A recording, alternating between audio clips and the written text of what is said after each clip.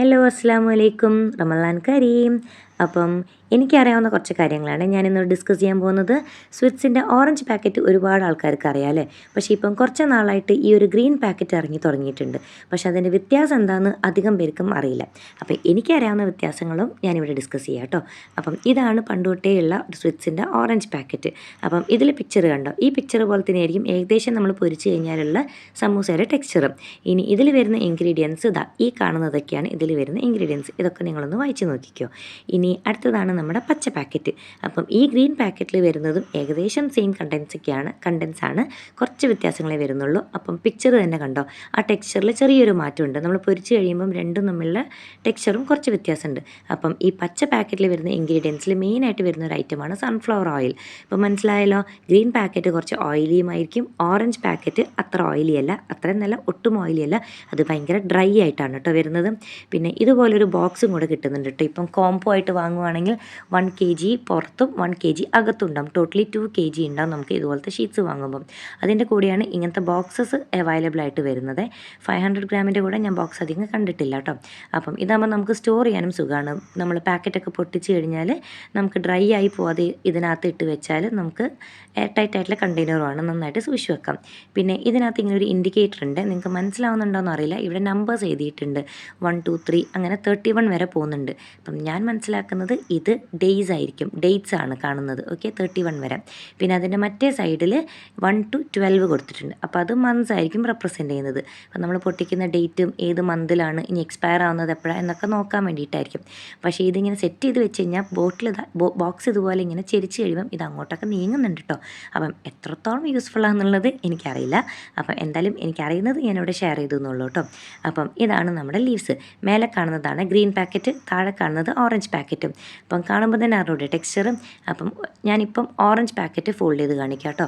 കാരണം ഇത് കുറച്ച് ഡ്രൈ ആണ്. പിന്നെ ഇത് അത്ര എക്സ്പീരിയൻസ് ഇല്ലാത്ത ആൾക്കാർ ഫോൾഡ് ചെയ്യുമ്പം ചിലപ്പോൾ പൊട്ടിപ്പോകാനുള്ള സാധ്യതകളൊക്കെ ഉണ്ട് കേട്ടോ. അപ്പം കുറച്ച് ഡ്രൈ ആയതുകൊണ്ട് തന്നെ നന്നായിട്ടൊന്ന് സൂക്ഷിച്ച് കൈകാര്യം ചെയ്യണം.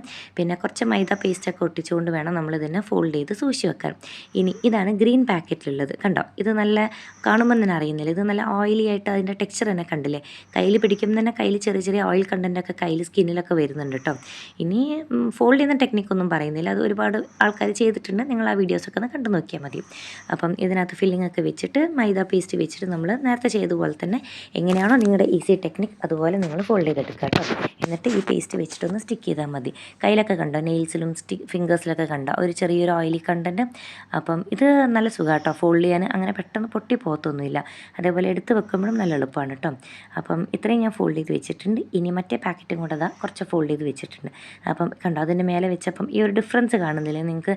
ഇത് ഓറഞ്ച് പാക്കറ്റ്, ഇപ്പം എടുത്തിരിക്കുന്നത് ഗ്രീൻ പാക്കറ്റ്. അപ്പം രണ്ടിനും കളറും വ്യത്യാസമുണ്ട്, കുറച്ച് ടെക്സ്ചറും വ്യത്യാസമുണ്ട്. ഒന്ന് നല്ല ഡ്രൈ ആണ്, ഒന്ന് കുറച്ചൊരു ഓയിലി, കുറച്ചധികം ഓയിലിയാണ് കേട്ടോ. ഫോൾഡ് ചെയ്യാൻ സുഖം, രണ്ടും സുഖമാണ്. പക്ഷേ ഗ്രീനാണ് ഒന്നും കൂടെ സുഖം, പൊട്ടാതെ കിട്ടുന്നുണ്ട്. അപ്പം ബിഗിനേഴ്സിന് ഒന്നും കൂടെ നല്ലത് ഗ്രീൻ ആയിരിക്കും, ഗ്രീൻ പാക്കറ്റ് എടുക്കുന്നതായിരിക്കും. പിന്നെ വേറെ കുറേ സ്നാക്സ് ചെയ്യാൻ നമുക്ക് ഈ ഷീറ്റ്സ് വെച്ചിട്ട് പറ്റും കേട്ടോ.